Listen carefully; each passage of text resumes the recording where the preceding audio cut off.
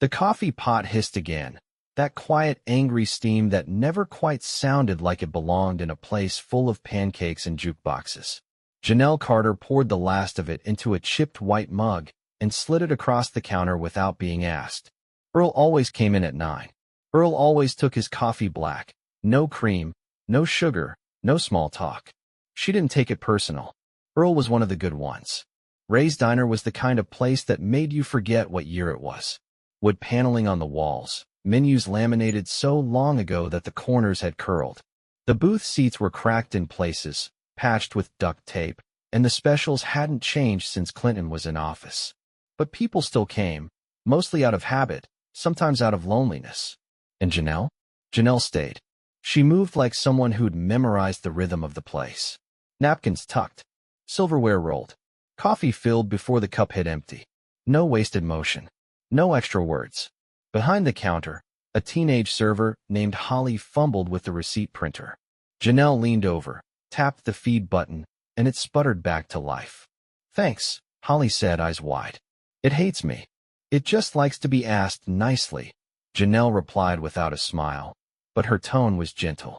She remembered being 17 and overwhelmed, trying to look busy so no one noticed she was lost. The bell above the door jingled. Reflex.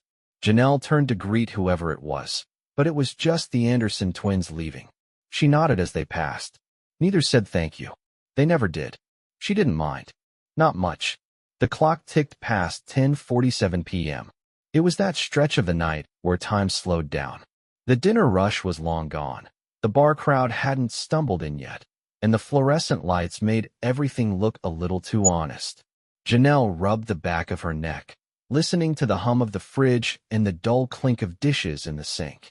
In the far corner, someone sat alone at the booth beneath the Elvis Ate Here sign. She hadn't gotten a good look when he came in, hoodie up, face half-turned, but he didn't ask for anything beyond coffee. Black. He hadn't touched the menu. Just sat there, calm, watching the room without really watching. Janelle glanced over, noting the size of his shoulders beneath the sweatshirt. Something about his stillness stood out. Not dangerous, just measured, like he was waiting for something and in no rush to see it come. She turned her attention back to the floor, gathering a pile of plates to bus. No tips on table 4 again. She sighed, not because it surprised her, but because it didn't. Some folks came in looking at her like she was part of the wallpaper. They didn't see the woman with a daughter at home, or the fact that she'd already worked a double. They saw a uniform, a job title, someone whose name they wouldn't bother learning. She carried the plates into the kitchen, set them down carefully, and leaned for a second against the stainless steel counter. Just a second, just long enough to breathe. "You okay?" the cook asked, not looking up from the grill. "Just tired," she said. He grunted in sympathy.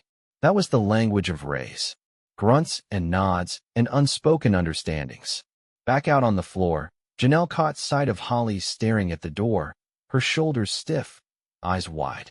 A low rumble of laughter spilled in as 3 men in biker cuts pushed their way inside, their boots heavy against the tile. Janelle felt it in her chest first, that drop, that knowing. The air changed. The night had just gotten longer. They came in loud. The kind of loud that made people in quiet spaces instinctively stiffen, even if they weren't sure why. Boots thudded. A metal chain clinked. Someone slapped the side of the jukebox on the way in. It didn't respond. Nothing at Ray's ever did unless it wanted to. 3 of them. Leather vests, faded jeans, loud laughs that didn't quite reach their eyes. They didn't look like travelers. They looked like the kind of men who made sure everyone knew they had arrived. The one in front, thick neck, tin skin cracked from too much sun, mirrored shades still on despite the hour, walked like the floor owed him something. He took up space in a way that felt intentional. Entitled. Janelle knew his type. "Ladies," he called, though no one had spoken. "We gettin' some service in here or what?" Holly flinched behind the counter. Janelle stepped forward, calm as ever. "Good evening. Grab any seat. I'll be right with you." He smirked. "Damn right you will." They took a booth near the middle, loud even in sitting. One of them slammed a fist on the table twice, not angrily, just to make a point. Janelle grabbed 3 menus and walked over, her spine straight. She placed them down and practiced rhythm. Welcome to raise. I'll get your drinks started. Coffee to begin. Nah, said the one with the shades. I want a cold one. Or do I need to sweet talk it out of you? No alcohol here, she replied, polite, firm. He leaned back and made a show of looking her up and down. Shame. Bet you pour a stiff one. She didn't answer. Didn't flinch. The second man, thinner, scruffy beard, eyes already glassy, laughed a little too hard. You always this serious, sweetheart? Come on, smile. It won't kill you. The third man was quiet, but his eyes lingered. Janelle had learned not to trust the quiet ones either. 3 Cokes, she said, turning to leave. Hold up. The first one, Duke, she would later learn, tapped his glass. Aren't you going to ask what we want to eat? Or do I gotta beg? You haven't opened your menus. He grinned, all teeth and performance. What if I want you to read it to me? She turned back slowly, letting her silence speak louder than any quip. He chuckled, pleased with himself. Feisty. I like that. From the far booth, the man in the hoodie shifted. Just enough to cross one leg over the other. Still silent. Still watching. Janelle didn't look at him, but she felt the shift. A quiet anchor in the room. I'll give you a minute to decide, she said, stepping away. Duke called after her. Take your time, darling. We're here all night. She reached the counter, fingers tight around her pen. Holly looked at her, eyes wide. You okay? Janelle nodded. Just another table. But it wasn't. They weren't here for food. They were here to be seen, heard, felt. And they'd picked her as the stage. In the corner, the man in the hoodie took a slow sip from his coffee. Still quiet. Still waiting. And Janelle, she was starting to wonder if maybe, just maybe, she wasn't as alone as she thought. They didn't want food. Not really. Their orders were slow, drawn out, performative. Duke made a show of reading the menu like it was a foreign language. So what's the difference between your grilled chicken sandwich and your country-style grilled chicken sandwich? Is the second one cooked with attitude? The others laughed, loud and deliberate. Janelle stood still, pen poised, her expression unreadable. The country-style comes with slaw and pickles, she said. Duke leaned in a little, eyes hidden behind those damn sunglasses. How about you just surprise me, sweetheart? You look like someone who likes to be in charge. She jotted down the order without a word. The second man pointed at the menu. I'll take the burger. Medium rare. Unless you're the cook too, in which case. I'll just take it how you like it. More laughter. This time, it drew glances from nearby tables. The third man still hadn't said much. He watched Janelle carefully, the kind of gaze that made your skin crawl. She didn't look at him directly, just nodded and turned away. As she walked back to the kitchen, Duke's voice rose behind her. Look at her go. Damn. You sure you ain't hiring, boys? I could use that view in my garage. A hush followed. Just enough to sting. Just enough that everyone heard and no one said a word. In the kitchen, Janelle placed the order, her hand shaking slightly as she slid the ticket onto the rail. The cook raised an eyebrow but didn't ask. She stepped to the side, pressed her palm flat against the cold stainless steel, and breathed. You've handled worse. You've handled worse. Back on the floor, a pair of elderly women whispered over their coffee. A young man in earbuds pretended not to hear. The air had shifted, not dangerous, not yet, but uncomfortable. Ugly in that insidious way that made people freeze up and look down. When she returned to refill their drinks, Duke leaned his elbow on the edge of the table. Tell me, Han, you ever think about doing something else? I mean, you've got potential. Unless you like pouring coffee and pretending it matters. The straw cracked between her fingers as she unwrapped it. She placed the fresh sodas down with care. I like doing my job well, she said. Duke clapped his hands, loud enough to startle Holly at the counter. That's the spirit. I'll tip extra if you smile. How's that? Janelle didn't smile. Not because she couldn't, but because she'd smiled for too many men like him already. A few booths over, the man in the hoodie set his cup down. Slowly. Duke, oblivious, leaned closer. Come on, sugar. You're not that special. I've seen better service from a vending machine. The cook peeked out from the kitchen, eyes flicking toward the table. Still, no one moved. No one spoke. Except him. From the far booth, the man in the hoodie stood. It was subtle, quiet, but it felt like thunder. Janelle turned, half expecting another customer complaint. But then she saw him. Saw him. The hoodie fell slightly as he stepped into the light. And the room stilled. Even before Duke registered who he was, the weight of him, the calm in his eyes, the sheer presence, the diner seemed to pause. The Rock. Dwayne Johnson. No one said his name. They didn't have to. He looked at Duke, not angry, not smug. Just level. You done? He asked. Silence landed heavy, like someone had flipped a switch and drained the oxygen from the room. Duke blinked, leaned back slightly, the smirk fading just a hair. What's that? He said, forcing a chuckle. You talking to me? The man in the hoodie didn't raise his voice. Didn't move quickly. He just stood there, tall, calm, immovable, like a mountain that had decided to speak. You done? He repeated, slow and steady, eyes fixed on Duke. Not hostile, just certain. Recognition dawned in waves, first in the teenage couple near the jukebox, then Holly, who dropped a coffee spoon. One of the elderly ladies gasped, a hand going to her chest. Duke's eyes narrowed behind the sunglasses. Wait a damn minute. Dwayne Johnson, someone whispered. Still, The Rock said nothing. He let the silence do the work. Duke laughed again, but it didn't land. You here to film something? That what this is? Some kind of prank show? No cameras, Dwayne said. Just coffee. He looked at Janelle, not pity, not condescension. Just respect. Then turned back to Duke. You think it's funny to humiliate someone doing an honest job? His tone was even. Low. Controlled. You think strength is making people feel small in front of a crowd?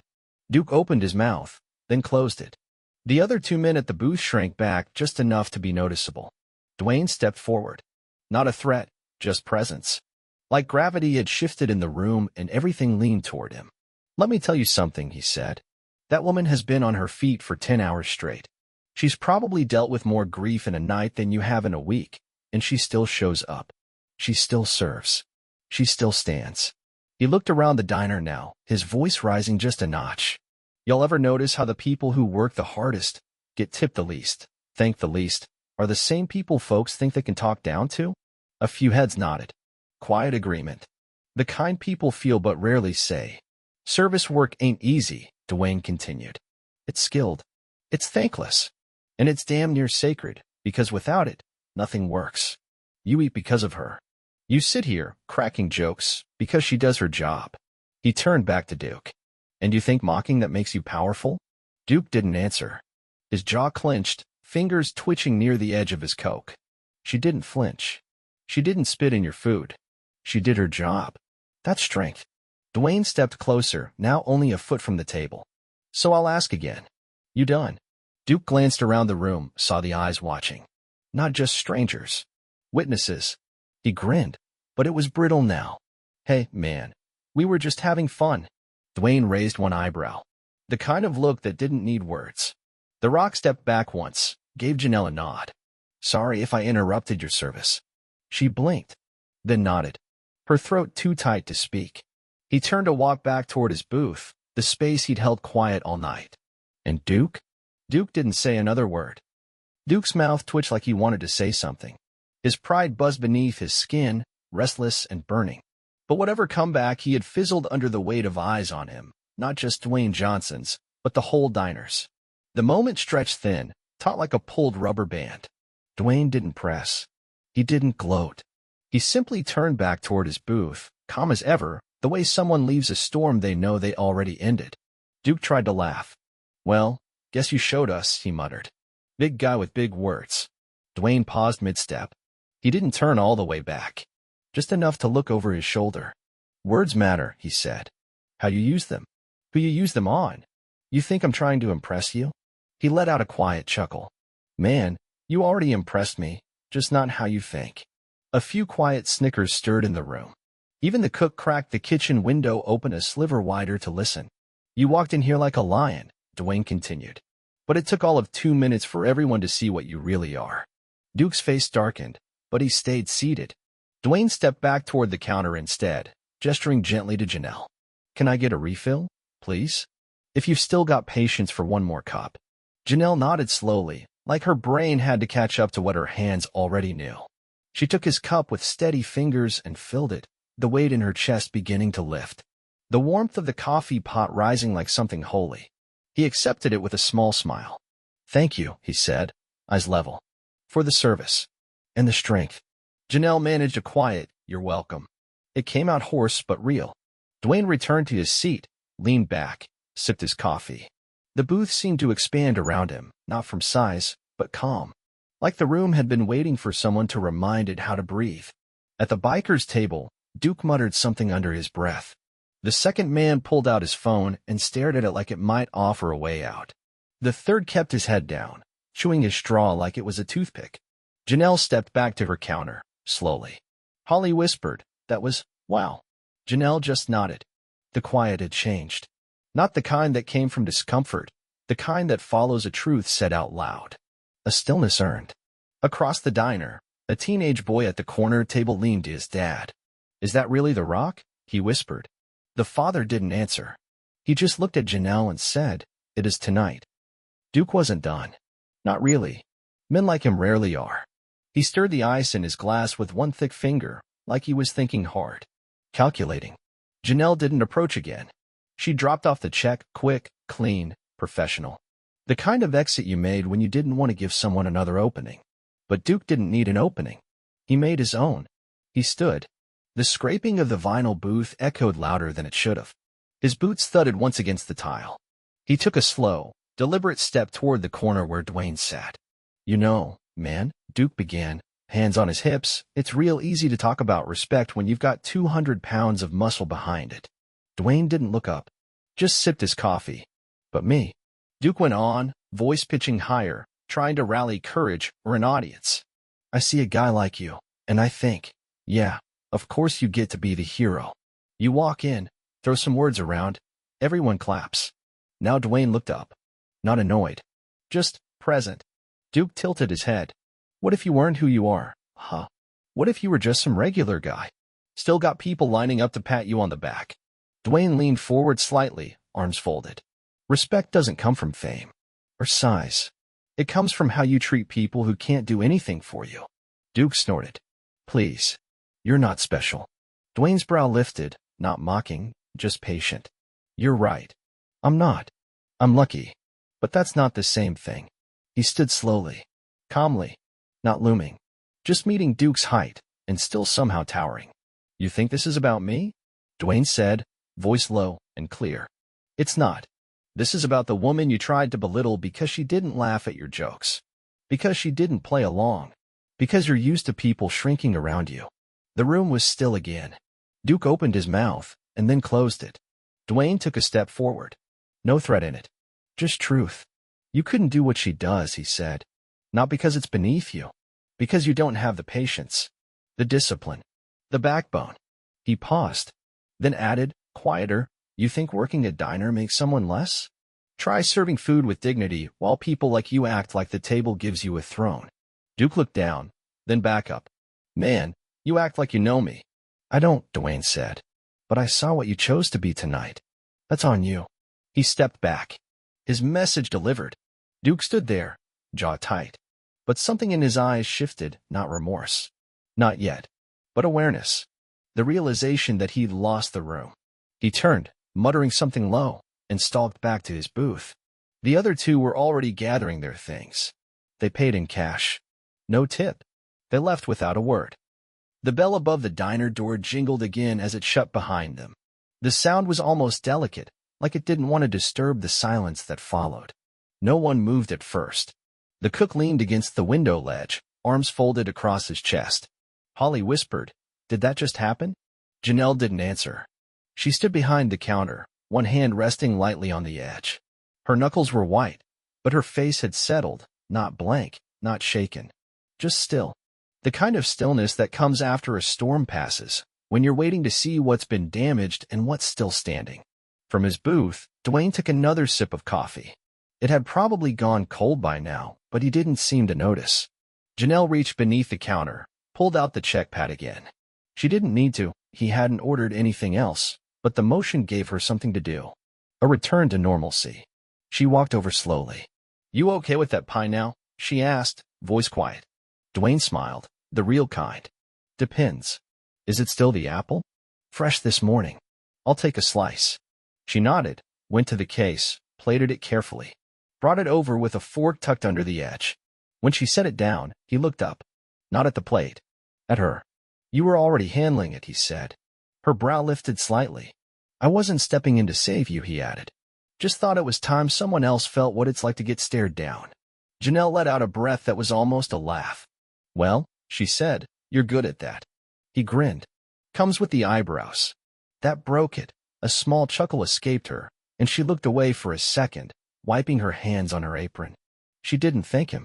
Not because she wasn't grateful, but because she knew, from the way he'd stepped in and the way he'd stepped back, that he hadn't done it for thanks. I'm not here often, he said. But I'm glad I was tonight. She nodded. Me too.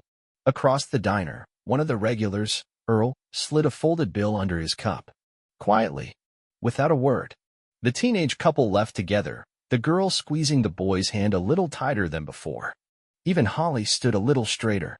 The cook muttered, damn right, under his breath, not to anyone in particular. Janelle stood at the counter as Dwayne finished his pie. She didn't watch him. Not directly.